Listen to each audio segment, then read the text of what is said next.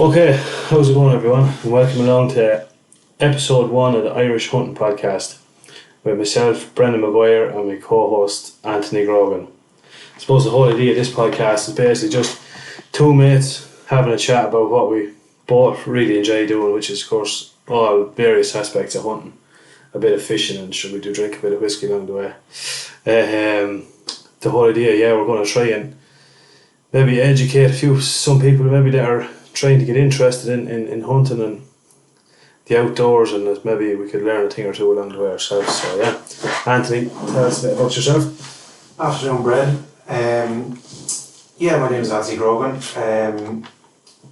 As Brendan said there, we're just two mates having a bit of banter about what we both love, and it's kind of more so a passion rather than a hobby. And we're hoping to bring a few people along the way, and most definitely learn ourselves. It's an evolving thing for us both. We're both seasoned in some aspects of hunting and relatively new in other aspects, and as probably people will attest, as you go on in this game, you're learning every day.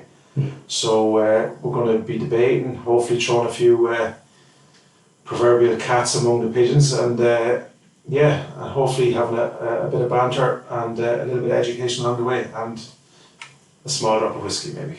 Exactly, yeah. Sounds good. Well, we're after spending about, I'd say, 40 minutes trying to figure out how to set up this podcast equipment. So technical genius we are not, right? Yeah, exactly. Goes to show you exactly how much we know about it anyhow. Good job I put the hammer and chisel back into the box. Exactly, yeah. I suppose maybe the first one just we were thinking about maybe having a bit of a chat about was obviously the time of year that it is, and of course all you have to do is go into any Facebook page and anything relating to hunting, and we'll know we're kind of in the midst of the deer hunting season now, so bang smack in the middle of it. So we're just I suppose have a chat and discuss what's involved in it, I suppose I think we were chatting earlier about, like, we probably started at the very start, as you said, and we maybe discussed how does somebody get into hunting, how do we start if somebody interested in a bit of deer shooting, how to go about getting a gun or a license or where to start. I presume that's a minefield, as it probably was for both of us starting, but it's a lot easier if you know somebody who's doing it. Yeah. So we will hopefully have a bit of a discussion about that, run through the application, what's needed, what's not, and maybe show people what they're entitled to do, and how they go about getting it. Yeah, exactly. I suppose that's one of the most important things. Realistically, everyone out there is entitled to do it. If you it's your right. It's your right. Once you meet the certain criteria and you've got the relevant permissions and stuff, there's nothing really stopping you. But we'll go into that, I suppose, in a bit more detail. But I suppose step one, a lot of people struggle with step one. A lot of people are like, well, what's the first thing? Obviously, you need a gun. Yeah. You need a license. Yeah, it's daunting, I presume. If for no more than ourselves, when we started, we probably had buddies or mates that were kind of steering us in the right direction, and even then, you find that what might be good for a good selection for you mightn't be so good for me, and so on. I think we were discussing or bantering about stands and stuff like that over the weekend, which we go into in more detail. But it's a minefield out there, right? Yeah, exactly. And I suppose, like a lot of sports as well, there's costs involved, and where do you start and where do you stop, and I suppose this is my first season deer hunting, so I'm sort of new enough to it obviously as well. But I suppose step one for me, and I suppose for anyone, is you need to get the gun. Get the license and the gun. A lot of people have asked me, well, you have to get the deer license or get the gun first. But I suppose definitely with me anyway, I decided, look, I have to get the gun first. So I and again I went down to sports then in Navan, had a bit of a look around, chat to Simon's dead sound, and you found the lads good down there, right? she's 100%, yeah, the guys are dead sound in fairness, like, and I just went down, says, look, I haven't got a fortune to spend. I says, I just want something just kind of entry level, something that'll get me over the line. I said I'd be quite happy, if I had something second hand that was fairly decent, so I ended up buying a second hand Howa 1500 and 243. It came with a scope. I think it was an ATK scope. And just go back there, Brian, just in terms of when you're describing your gun there, for people that don't know, 243. There's, for people who probably don't know, that there's a certain power rifle that was required for knocking a deer. And to kill it humanely. The main thing. 100%. Yeah. So I think a lot of people, I always thought it was minimum calibers 243, but I think minimum caliber is actually a 22-250. Correct. But you never see many lads using them. No. And the lads down there, to be more than happy to run people through that 100%. That process, Yeah, 100%, yeah. So I went down and had a look at it. I mean, had plenty of scrapes and scratches. That wasn't, but it was black synthetic stock. The gun looked fine. Everything was tight on it. The trigger was very heavy on it. So subsequently, I ended up getting that lightened on it. But bought the gun. I think it paid €600. Came with the rifle, scope, moderator, €600 all in. Happy days. Happy days. So the point is, you don't have to spend a huge amount of money. 100%. You could spend anything you wanted, I suppose. Since then, I say I put a new scope on it. Element Optics single focal point scope was that one. I can't remember what that was. A 5x24x50. Cost me €500 and absolutely love it. Do you know what I mean? Like, so that's wouldn't change. That works fantastic. So I suppose the main thing is picking out your gun. It's whatever your budget allows you, isn't it? Yeah, and picking up the gun, getting a feel, see if you're comfortable with it. Weight is a big thing as well. Important. You're going to be lugging the thing around, so you don't want you don't want a ton on your back, and you want something that you're going to feel comfortable shooting with. And as you rightly said, I don't think you need to spend the and you, of course, if your budget allows, by all means, the more money you can throw at it, the nicer, the smoother action you'll get, etc., and the better scopes. But by and large, to get you started, what are we talking? Probably. Stay with us. We'll be right back. Welcome to Untethered and Wanderwise, where adventure has no age limit. We're your co-host, Heidi Brandist and Nikki Amahundro, and we're here to inspire and celebrate women over 45 who are embracing their independence and want to explore the world on their own terms. Under $1,000, you get in. Definitely, 100%. Like I said, mine was €600. I could have 100% shot with that. There was nothing wrong with the scope or really the trigger or anything, but just for my own, I just wanted to find the trigger and a sort of a more magnification scope. But again, under €1,000, you'd have no hassle. There you are. No hassle to get started. And then I suppose similar to that, my gun is 6.5 by 55 Bergara, wooden stock. I had the option of synthetic or wooden. I just like the feel of the wooden stock. Again, not a hugely expensive gun. I think back in the day, I was under $2,000 for the scope and all. New.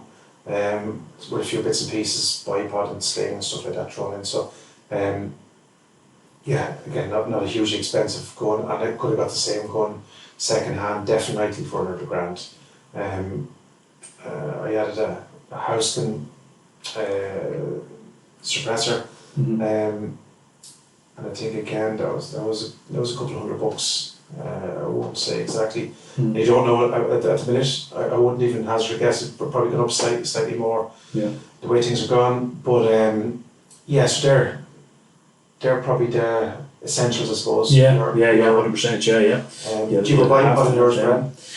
No, I actually never put one on it because, to be honest, the gun it's pretty heavy. It's got what's it called, the variant bar. It's the heavy bar. The heavy bar. So it is heavy. So you didn't want that, And look, the reason I ask is I had a bipod of mine, and I don't think I've apart from some target shooting, I've never used No, definitely. I'm considering taking it off. And for people who don't know, the bipod is the little piece at the front of the gun, like a little pair of legs that you can lie down in the grass and have a pop at long range. But again, if you're deer shooting, unless you're in a very comfortable spot, which you generally don't find yourself in, you're not going to use it. No. So you're carrying around a couple of... If it's very flat land, maybe, but not too many deer around the current. Unfortunately not. Unfortunately not. No. So I suppose then after that, obviously I picked out the gun, got me deposit on it, got me deposit on it, and then I was able to get the serial number and the model off the gun, and then I applied for my deer license. So that was kind of the way I went around the deer license, But of course, that being kind of last year I got. Now, if you're going to go for your deer license, you're going to. Well, actually, we're jumping ahead. Actually, here, so I probably should go back to the gun. Yeah. So pick out your gun. Yeah. And then get your, how many pages on that form? Maybe 7-8 pages on your firearms. Get your pen ready. Get your pen ready. I think I might even have one here somewhere. Over here. Yeah. Firearms application. So this is the one you need to, I would say, take your time. Yeah. First and foremost. Get it right, because they will not accept any mistakes or unfilled boxes on that. It will be thrown straight back. Straight back to you. Yeah, 100%. Yeah. A couple of, I suppose, the essential things on that is obviously you're going to have to get a letter from the gun dealer to say that you have put a deposit on the gun. All the serial numbers, makes, models will be on that. Biggest one then, I suppose, is your. I suppose you have to have your permissions, your land permissions. You know, that has to be 100 acres, is it? I think so, Brad. Yeah. And obviously that's easier said than done. Yeah. I presume there's, well, and rightly so. Not everyone wants. Strangers coming in their land, etc. So you have to get yourself familiar with some landowners, which the relevant animal present on the land. Yeah, 100%. So you need to do a little bit of research, and if you're in a gun club, obviously that makes that process a little bit easier. 100%. Already, if you're a member of a local gun establishment, and they tend to help people go through the application process as well. Yeah, absolutely. From my own experience in our own club, we're helping one of the guys on a shotgun license at the minute. So that's a, if there is a local club, it might be no harm. And even if you can't get into that club, they might steer you in the right direction. Yeah. Give you a few pointers. Yeah, 100%. Yeah, definitely. Yeah. The more information you can put on it, and the more, I suppose, nowadays you have to really. Like years ago, it was like it was. I remember the old forms years ago. And I got firearms license. There was fucking nothing to it. Just a couple of pages in done. Yeah, I think it's. Look, I'm probably rightly so. Look, they're trying to be a bit more. Exactly. Picky and choosy at the minute. Yeah, definitely. Yeah. So I'd say one advice is the more information you can put on that, the better. The more you need to try to stress the reason for why you need the gun. Yeah. And not so much as why you want the gun. Yes. So if the farmer or the landowner is having issues on their land with crop control, etc., or fencing, and or it could be planted land with forestry and stuff like that, where deers love young little saplings coming out of the ground, and so yes, if that's creating an issue for the farmer, that'll help your cause when you're going to apply. 100%. Yeah. So I suppose once you get your, I don't think it has to be 2 farms, but I think it has to be a minimum of 100 acres, isn't it? Yes. It has to be a minimum of 100 acres. So I suppose once you get that,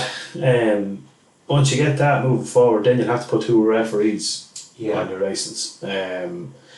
It's a great enough area as regards who you have to put down there. I think from memory, I put my uncle and I actually put my father-in-law, believe it or not.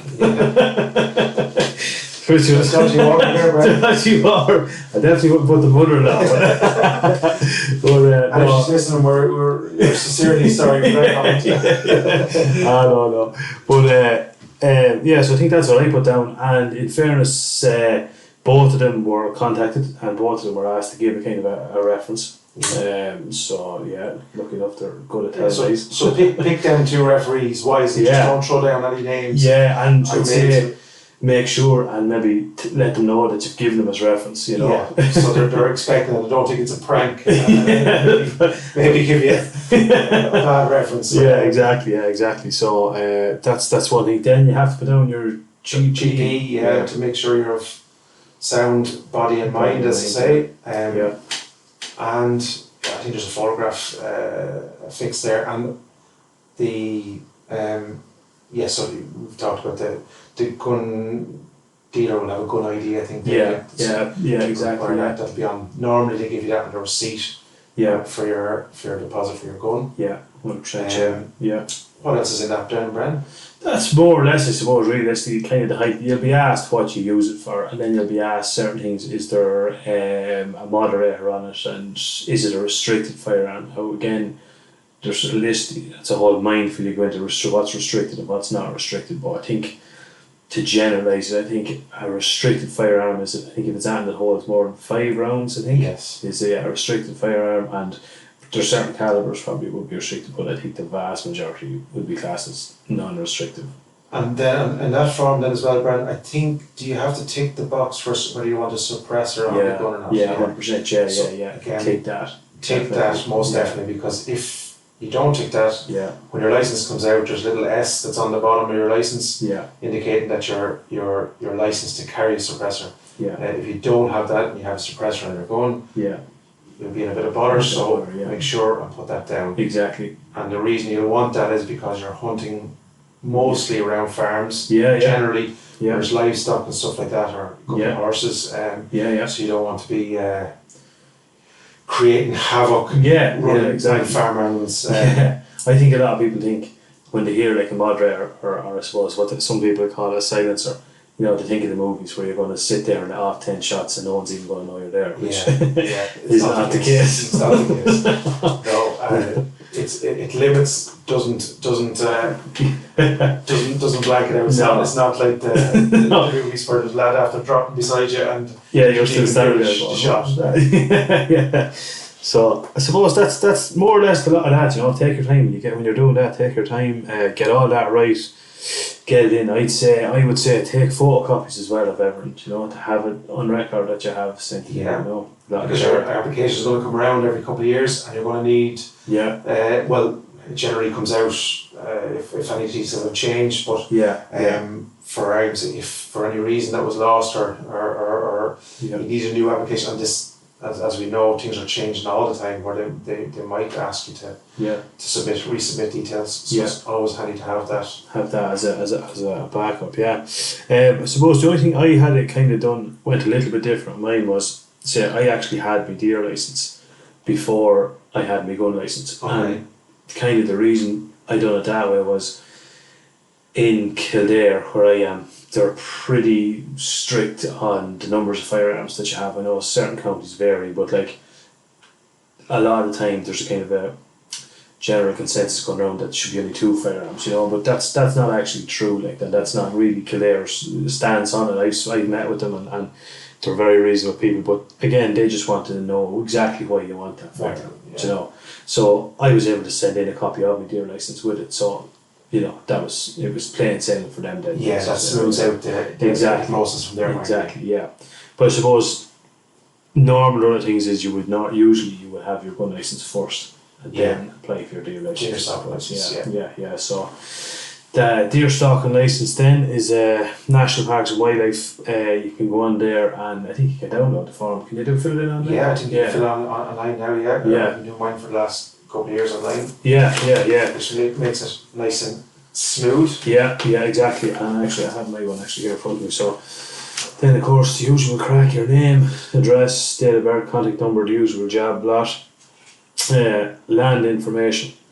So basically are you a landowner, you know? Your permissions. Exactly, yeah. Are you a guest on the land? I think they do require folio numbers in that. They do, yeah, 100%, yeah. So you're going to have to put down, again, it's a minimum 100 acres. They're going to want the county, town land, the number of acres, name, address of the person, and the folio number. Now so we keep copies of all that information. 100% every year, so it's invaluable that you keep it on file. 100%, and there's no harm. Like if you are obviously you're going to be going to these farmers and then asking them for permission first prior to doing all this, and if they give you plan or permission to shoot on it, then just say, don't forget to say to them, can I have the folio number by any chance, because you will need it. You know, you will need put it down. And I know in my case, and I can only speak for myself, but I know in my case, both landowners were contacted by a ranger out in National Parks and Wildlife, and just inspected, I think, the area just to make sure that it is suitable to shoot. So just be conscious of the fact that you're not just throwing down a name. That there will be a follow up, especially. There's this organisation are especially set up to manage this this process, so it's not just a tick box exercise. It is follow through. And the application process, I'm just reading here, is to apply to that before July every year. To ensure that you have your and obviously the earlier the better. Because you want to get your application in before the rush, and ensure that it's processed in a timely fashion. Then it's going to ask you the particulars of your gun. So you write down there your make, your caliber, the serial number of the gun, and the grain weight of the round you're using, I suppose. Now I have in there 100 grain. What you're a 6.5? What is your grain? What are you? Go up to 140 grain. 140, is it? Yeah. So I think it has to be a minimum 100. Is that what I'd be right saying that? I think so, Bren. I think so. Yeah, I'm not sure. You stand to be correct on that. Yeah. But, so. And that's worthwhile, especially when you're picking your gun and stuff like that. When you're going to put,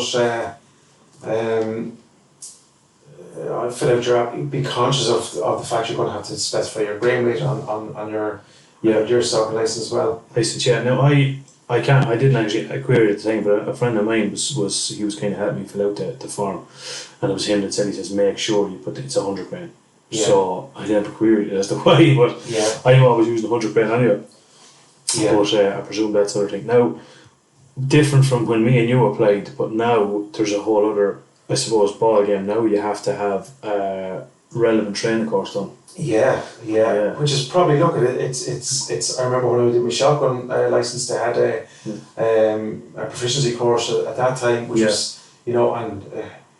for those of us who've endured the safe pass course, I had visions of sitting for hours and reels of not so. Nice material to sift through. No disrespect to guys out there, but we all know, we all been on them. But it's nothing like that. It's actually very worthwhile. You will pick up a few pointers, that will, please God, stick with you for the duration of your hunting. I haven't done this course obviously, but the deer one, but by all accounts, it's very worthwhile. It's very worthwhile doing. I haven't done it, but I actually, to be honest with you, I wouldn't mind it. Same as that. If you've got time to. If you got time to, there's a couple. I suppose I don't know if it's actually the Hage Cap to call it, but there's a couple of organisations that do the Hage Cap or equivalent. Deer Alliance, what they call it, the Hunter Competence Assessment Program. Your Hage Cap. Country Sports Ireland do a deer stalking training course, and then the NARGC have another deer stalking training course. So you have to do one of those, I think, anyway. I think I know the NARGC. I think when I did one recently, they run them pretty often. I think they throw them out there for if there's enough people interested, they'll run one. So it's well worth doing, I'd say, and it by all accounts, I think they give you the introduction, and I think there's a bit of target shooting and stuff like that. So you have to do, I think, anatomically correct kind of targets at certain distance. I done one before now. It wasn't a H-cap. It was it was a deer stalking course done it with Country Sports Ireland down in Tullamore, outside Blue Ball there. Yeah. And Dave Dunn was the fella that was doing the course, and like an absolute wealth of knowledge, honestly. Yeah. An absolute wealth of knowledge, and some of the stuff simple things you might think of, but down to the shot placements, just different things, then even down to the grollicking of the animal, all that sort of stuff, So lads like that, if they're in certain organisations, it's worthwhile getting, being part of it. These are the guys on the ground. These are guys that have the experience. And these are the lads you want to be aligning yourself with, and trying to be a sponge and take as much in. You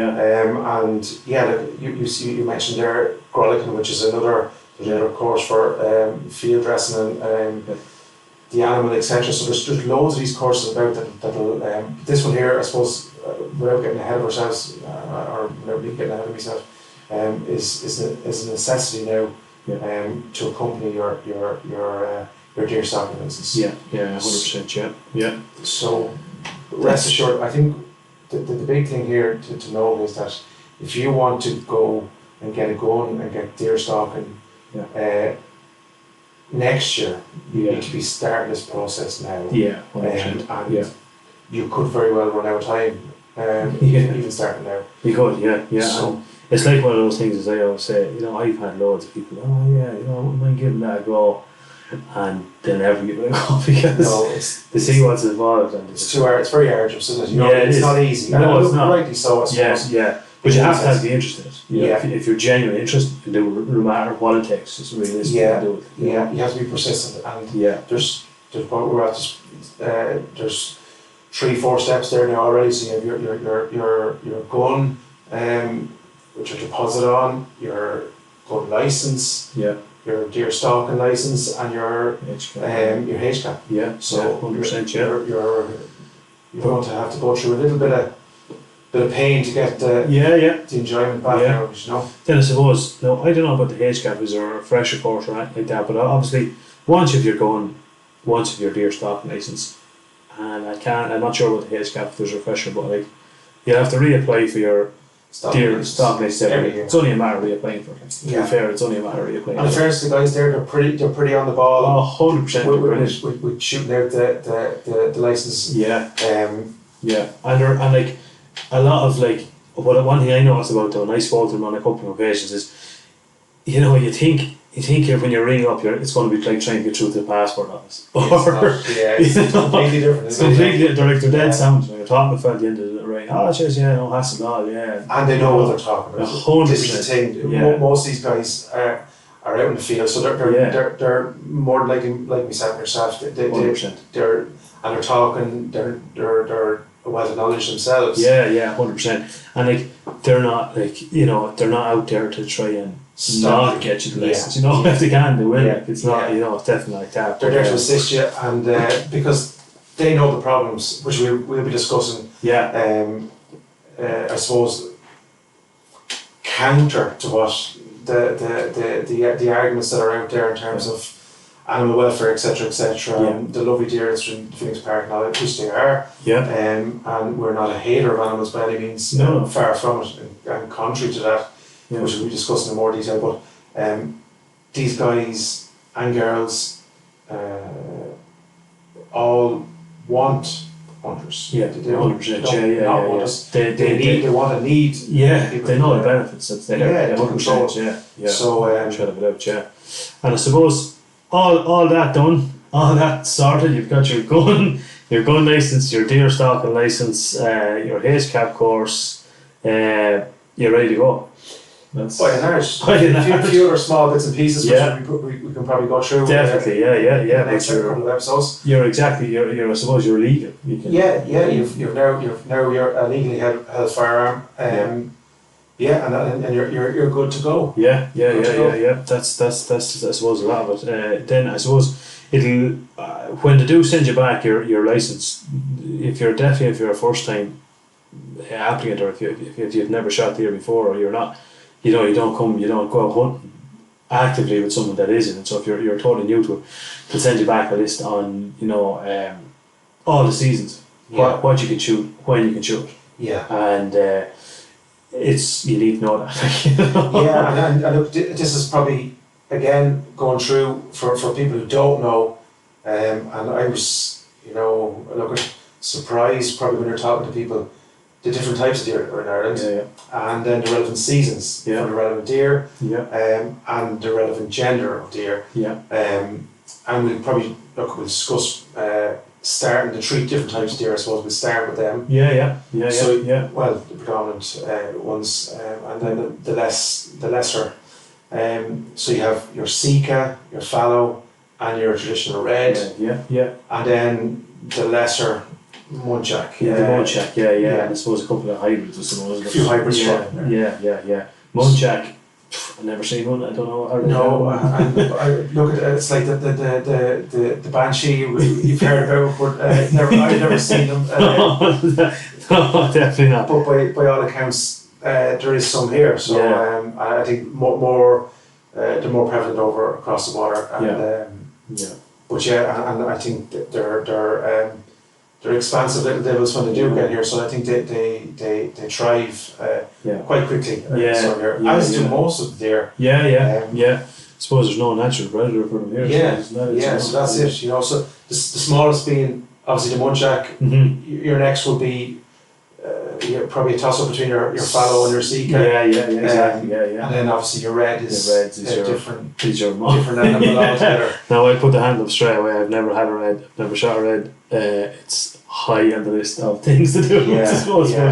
Anthony, you're saying for me sins, at the minute, look, they're the top of the deer chain, I suppose, and they are a big animal, the Sika are, I've never shot a fallow, but the Sika are very, how would you say, easy to manoeuvre. Absolutely. Once you field dress them, you can essentially drag or throw them on your back, relatively easy, and you can make your way out. The red presents a whole different set of problems, which we'll discuss in more detail. 100%. But the seasons for the relevant, and we have it here just in front of us, just so we can recap. The Sika males, 1st of September. To the 31st of December. The Sika female and antlerless deers from the 1st of November. What do you call them, non-binary deer? That's a whole different episode, and we want to be.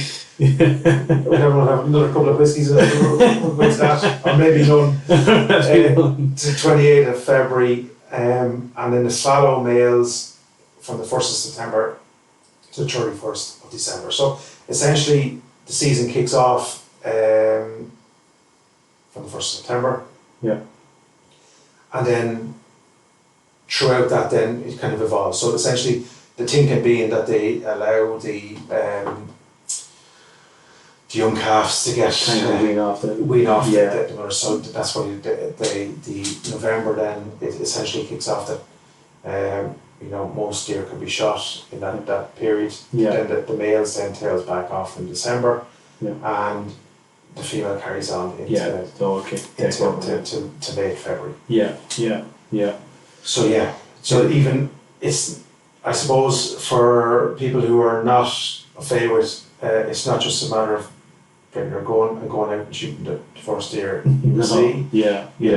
You'll probably, as is with pheasants, you go out and there's a pheasant and you can't shoot it. You'll see probably more of the deer that you can shoot versus the ones that you can. Exactly, at that particular time of the season. And in fairness, I noticed myself, like, it's well, I know we're gonna do a bit more on some of the gear in the second episode, but that's where a good pair of binoculars proves difference. Absolutely, it's not always that easy. You think it's going to be but you're not always going out there and seeing 10-point stags. There's the prickets, and from a distance, they could be mixed up. And bear in mind, these animals are they're not warm to human activity, so they'll be trying to keep themselves nicely tucked away from you, and they'll be moving around you before you even know it. Yeah, 100%. Yeah. So good set of binoculars is essential. And look, there's other beasts of kit and rangefinders and stuff like that which we'll be discussing. But that's the basics to get you up and get you going, and that'll get you out there, and that'll, once you get out on the field and you get your first one, it's it's you soon become fairly kind of next to it, I suppose. It's a feeling like no other. I think it's one of them things where look, we're quite passionate on the ethics around it and the reasons why it's a necessity. And it's a way of life, and it's I suppose in a world today where we're surrounded by ads on television with McDonald's and Supermax and all kinds of stuff, and I'm not picking on its choice is essential, but we choose predominantly to try and feed our families a different way, or get as much of it in as is possible. Absolutely, 100%. So we'll be quite vociferous on reinforcing that we're not here to ram hunting down everyone's necks. We're not. I suppose that's the contrary to what's been trying to be on the other side, force down our necks quite literally. We're not here to do that. We're just trying, I suppose. Brennan, in a roundabout way, I think we've said it before. Our way of life is kind of being pushed more underground. I feel. We're being told not to show. Not to show this, not to show that. We can't put up a picture. Oh, that's cruel, or you know what I'm saying. But yet, the people who are trying to force us to do or to push us underground are allowed to blindly spread. In my eyes, falsehoods. It's not what we're seeing on the ground. It's not what we walk it, we live it. We see it every day. Nobody's asking the people like ourselves and far more experienced than ourselves what is it actually happening. So I think it's important. This is the whole point of this. It's trying to bring it from underground to this is this is what we do. We're proud of it. We're not here to advocate cruelty to animals. No. It's and I think it's worth noting that there is certain aspects of field sports and hunting in Ireland that I don't particularly agree with. But that's not to say I don't ram it down people's necks that they shouldn't be. But that's not. There's certain things that I personally don't. Wouldn't be. I very much anything that I get it's for food. It's for that's I think we're both of that vocation where anything that we're shooting we're mostly eating or we're trying to protect what we're eating. Exactly. So I think that's our whole. However, I would be open to maybe down the road having some of the guys from other field sports on 100%. And giving us their point of view. 100%. I think education is probably the key. We're of them. We're I think we've said before. We'd love to have people on and maybe not necessarily challenge them, but let's give them a voice that's probably been no more than their own. Where life has been pushed down. I don't like to call it a sport because no more than you. There's no elation for me in seeing an animal suffer. No, not at all. It's the opposite. It's the opposite. Absolutely. Jesus Christ, And we would argue the point that a deer that's been living and reared in the wild and has known freedom. And has very little pain or trauma from the time it's put in the scope to the time it's on the ground compared to a traditionally farmed animal. Absolutely not. Do you know what I mean? There has to be and again it's a necessity because the world has to be fed, but there has to be taken out of its habitat, which is essentially in a lot of times is not a habitat, you you look across America, I think tranches and tranches of shed reared animals and stuff like that, which is a whole different but we essentially, so our animal is quite literally field for. Yeah, 100%. And it's done in the most humane way possible. Absolutely, 100%. And we endeavour to try and do that all the time. Yeah. As best we can. Yeah, 100%. It doesn't always happen, as most people listen to this podcast will know. There's a shoot. Yeah.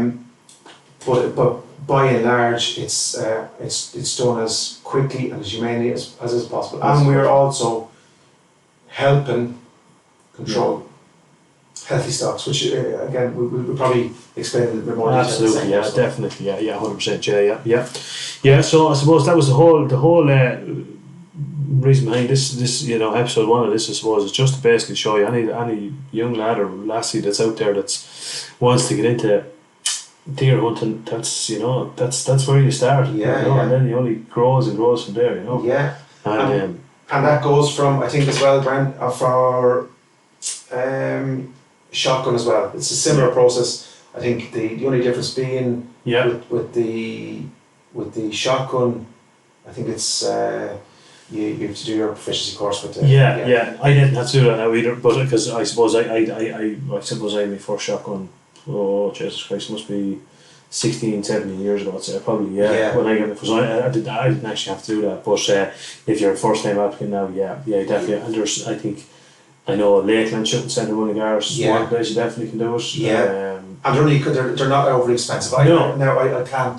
But I think 60, 70 quid probably. Will get you. And it's a great thing to do, to go down to like then lads. Like I'd be down in Lakeland Shooting Centre with Tom Kerwin and David Dunn and a few that works there, and it's just a great, it's a great. It's like there itself, and they're obviously going to try and get you into the sport that can help you, because obviously their whole business works survives on people into the sport, and you go down and you do your proficiency course, you'll meet like-minded people, and it just can open up a whole avenues to things. So and if sports there. Essentially, clays and target shooting for long distance and stuff like that, and then you've so it expands. If there's people who want and their kids are not interested in traditional kind of sports of GA or soccer or rugby, whatever, and they're looking for something a little bit more active, and 100%. You know what I'm saying, and maybe to have and this opens a whole different world. You can 100%. There's Olympic shooting. There's it's the